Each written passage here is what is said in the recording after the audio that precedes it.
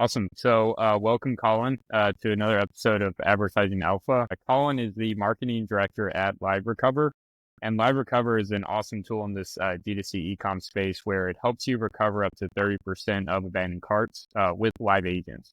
And so, what you can use is its personalized SMS outreach from real humans to win back customers, all without changing anything about your tech stack. So, it's super awesome to have you here. Really excited about these questions I got for you, and yeah, thanks for being here. Hal, you're the best. Thank you for having me. I appreciate it, and thank you for the time. Awesome. Yeah, so I guess first question, why do abandoned carts matter? Yeah, I mean, that's a great question. I think the biggest thing is brands are already paying a ton of money to bring these customers on the website. They're already paying a ton of money to convince them to actually add the item to the cart. So you're stacking up all of these costs that the brand's trying to incur, already trying to get these people to actually buy the product and become these advocates of the product. And the cart is that last step. So, they're in the final, they're at that 5-yard line and they just quite haven't purchased. And so really having a touch point to make sure that they understand all of the questions about the brand, which is usually the number one thing that they need resolved, and just making sure that they feel seen and heard from the brand itself. And that'll tackle the rest of that remaining 5 yards so they can actually go over and convert to a customer. Awesome. I think too, we see this a lot, but we'll have certain products that have really high add to cart rates and then really low final purchase conversion rate. And I've realized too, the way these ad platforms work with their attribution windows and what you're optimizing for, whether it's 7-day click, 1-day view or anything like that, maybe it's 30-day click. The biggest issue with customer behavior is they just like to add stuff to the cart and then go away. Yeah. And then they eventually kind of forget about it. And so the challenge that we have is that we're trying to optimize for that person that's ready to buy today and they're going to make that purchase today. But that's actually not really going to increase the amount of revenue or new customers you might have. You actually want to get people who are kind of in consideration phase, who are just adding to cart. And then it's kind of hard because you don't want to go pay more money in terms of ads to go get those people to come back and maybe complete that purchase, right? And a retargeting audience off of add to carts never really actually performs that well. And typically they're much smaller audiences. So it's hard to deliver a bunch of media spend against it. So, LiveRecover is obviously an awesome solution here, but I was wondering too, if you have any experiences with brands where they've kind of realized this, where it's just based on customer behavior, you have to have something in place to get them to come back and make that final purchase. Yeah, I think a lot of it too is there's a lot of things at play. Probably one of them is just that customer behavior, that they need a couple more things answered about the brand itself. They have some underlying questions. And then the flip side of this is you and I know that in this day and age, everybody's attention span is 16 seconds. And so they're adding to a cart, then they're going to leave the website. They're going to go watch Netflix. They're going to then go do laundry. They're going to then go walk the dog. And then they're going to maybe go on their phone for 2 hours on Instagram. Oh, and then, I forgot I added that thing to my cart. They've totally forgotten about it. And so to have that follow-up touch point, and specifically to have that follow-up touch point from the brand itself, that really establishes a much more intimate relationship and really helps with that brand trust as well. So they don't really know a ton about the brand. They might have added something to the cart, but if you actually are starting to talk with them, talk through their problems, talk through actually how the use cases that they're going to try to use this item for, and kind of comfort them and make sure, hey, yeah, we've heard we have 5,000 customers that actually use the product just for this use case. They're like, all right, that makes sense now. I think that's one of the biggest reasons why LiveRecover is so successful right now with brands and will continue to be successful with brands. Have you seen it be more impactful with higher AOV products? Because I assume with those questions, it's, more consideration, a longer consideration cycle. I could see this being really important for typically a more expensive product. Yeah. So this is one of my favorite learnings that I found for the past couple months is I want the massive AOV product. I want the $300, the $700, the $1,000 AOV product where there's going to be a ton of consideration, a ton of questions, because at that point, it's a really sizable purchase for most consumers. And I'll never forget, we have one of the brands who's a jewelry brand that AOV is around $7,000. People are going to have questions. They're going to have questions about the cut, the clarity, the quality, color to make sure that they're getting the actual white gold, like all of this stuff. And you're not just going to be jumping on, XYZ store from a Facebook ad immediately. Hey, if you got money like that, more power to you.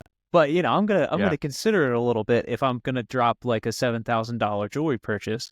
So that's one of the biggest things is like our recovery rate on those higher AOV, higher ticket items, absolutely fantastic, because it actually just lends itself to more objection questions that the agents and everyone can answer for you before you make that purchase. Makes sense. Yeah. And I think one thing a lot of people say in this D2C space, it's a lot of impulse buy products. But I found like they kind of limit around an impulse buy, like typically like 80 to $100. And then once you go over $100, it's just a little bit harder. And we've seen with brands where they have that higher AOV. At their cart rates might stay the same relative to some other brands that are more impulse buys, but then that actual conversion rate is much lower. And that, to your point, it's just no one's going to shell out a couple $100 immediately, like within one day, right? They're going to need to answer get some questions answered. So, 100%.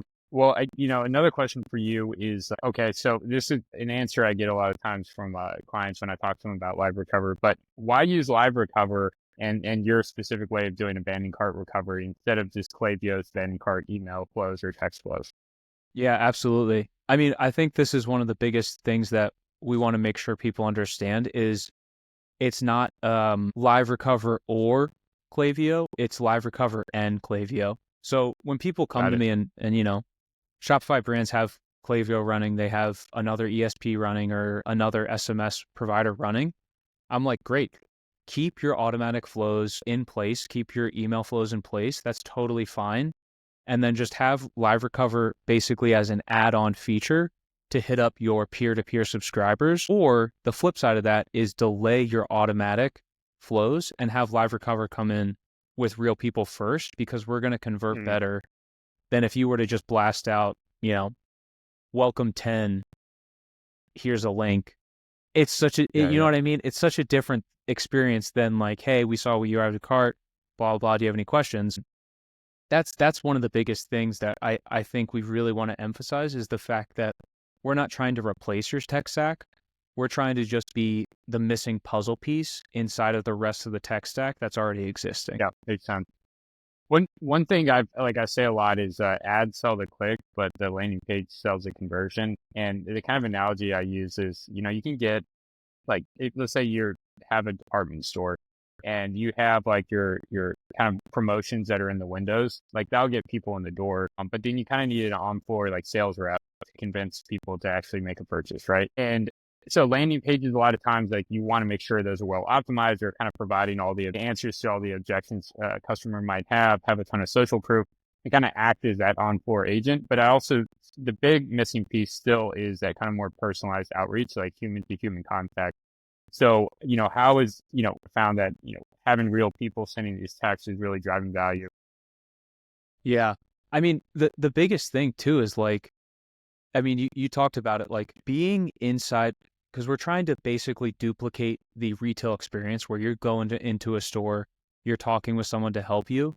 Like I always use the example when brands try to ask me about this, where it's, if you were to go inside of a Tiffany's and Company store and you were looking at a necklace for your significant other and, you're trying to spend $15,000 or whatever, and not a single sales associate came up to you and was like, hey, do you need any help?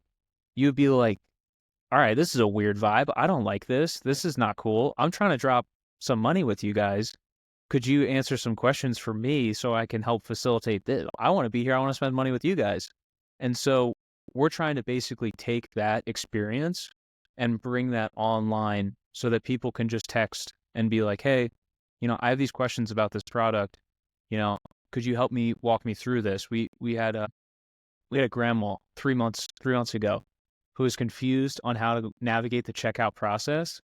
And the agent was able to text with her the entire time to actually navigate with her so she could go through the checkout process. And then she thanked him and was like, this internet stuff, it's just so confusing sometimes. I really appreciate you walking me through this process. And it's like, that's a mind blower right there. You're just like, This is incredible. So it really is like the combination of, empathy, answering questions, and realizing that the brand, there's a human behind the brand. There's human elements to the brand, and humans are helping other humans go through this. Yeah. Yeah, that makes a lot of sense. And I feel like too, it's an interesting thing about, some kind of the mentality I think some brands have, but it's weird. I think people assume that customers don't want to buy for them. And it's like, how do I kind of get them to buy, or how do I trick them to buy? Yeah, how do I But the trick thing them? is, it's like if they're coming to your website, they have a lot of 100%. intent and they want to buy. But I think a lot of times, and this is like good sales people know this, is like people want to buy the product. They just kind of want to be validated in that purchase, or at least helped, or at least know someone's kind of guiding them through it, right? Oh yeah. Yeah. Yeah. I'm going through this right now. I'm trying to figure out exactly, I'll tell you exactly what I'm trying to do. I'm trying to figure out an espresso maker to buy my girlfriend for Christmas. Nice. Like, Yeah. I'm going through the rigmarole, and I'm ready to buy. I want to spend my money on an espresso maker. So like, I just have all these questions about, how does this one compare to that one? Or, can I do this type of thing with this espresso maker? Can I do a grinder on this one? Can I put these beans in here? Does it work with everything? And so I think like inherently customers want to spend money. They want to be able to trust your brand, that it's going to deliver a quality product. And that's just the biggest hurdle, is like, can I trust this brand to actually give them my credit card and then spend my money and get a quality product and quality experience out of this? Yep. Yeah. 100%. Awesome. Well, so one unique thing about what you guys do is this P2P texting side of things. Yeah. So I don't think a lot of people know, and actually, I used to know a lot about this, because Yeah. I actually used to, I basically used to work with a company. I was part of this, like, I don't know, just um, it was just like a partner company to this company I was working at, and so we kind of upsold P2P texting, and it was just a very different context. So I understood it a little bit. Curious if you can kind of explain exactly what P2P texting truly is, how it's different Yeah. from automated texting or like robo texting, and then why is it specifically important in this context? Yeah. Everybody knows with the election that just happened, that's your robo texting. That is like the no fun. You're getting text from every political person in the world to give me $20. That's no fun. There's also your automation to texting, where it is, your Klaviyo's of the world, your Attentives of the world, your Postscripts of the world, and they're sending you an automation. It's basically a campaign. A lot of people know it as campaigns, where you're saying, hey, we have a sale going on. It's a Black Friday sale. It's 30% off the site. It's live right now. Go through the link or use code Black Friday 30 at your checkout. That's an automation campaign to peer. LiveRecover is different in the sense that we're peer-to-peer. So we are another human being texting another human being, which has completely different opt-ins. We have completely different rules also. So it's incredible too, because peer-to-peer is able to hit up an entire subsector that automation to peer can just never hit up, because it's just with the automation rules and how compliance works and opt-in rules work. They're just never able to do it because they're actually not categorized as peer-to-peer, human-to-human. And so LiveRecover opens up this whole new window that you actually can reach out to of all of these people that have abandoned checkout. So it's a pretty big deal. And that's also why I want to look at it as, it's not LiveRecover, or it's always LiveRecover and your Klaviyo and your Postscript and your all the above, because we have just this nuance for what we're able to do and hit up.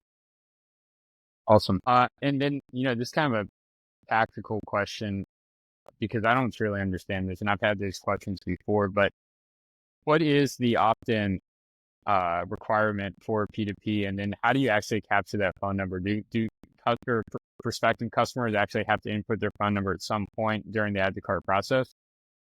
Yeah, so it's actually right on the checkout page. We have a form field inside right near the delivery page. And so when people actually put in their address, so there'll be a field there where they just type in their phone number, and that's how we get it.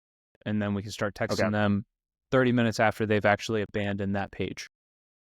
Got it. And so that's basically the page before the final checkout page where they're putting in credit card info and hitting Correct. pay now. Okay. Correct. Yeah. Cool. Awesome. Honestly, that's all the questions I got for you. Is there anything else you want to say about LiveRecover or anything for brands that might potentially be interested? Hit me up directly. I'll white glove onboard every single one of you personally. I'll be your guy. Hal's also amazing. And if this airs before then, I hope that you get really good sleep and are well rested for Black Friday, Cyber Monday. And I hope that you make a ton of money, because brands that get through the entire year, this is your Super Bowl. Go crush your Super Bowl. Awesome. Well, thanks for being here, Colin. And Absolutely. this was a great conversation. For sure.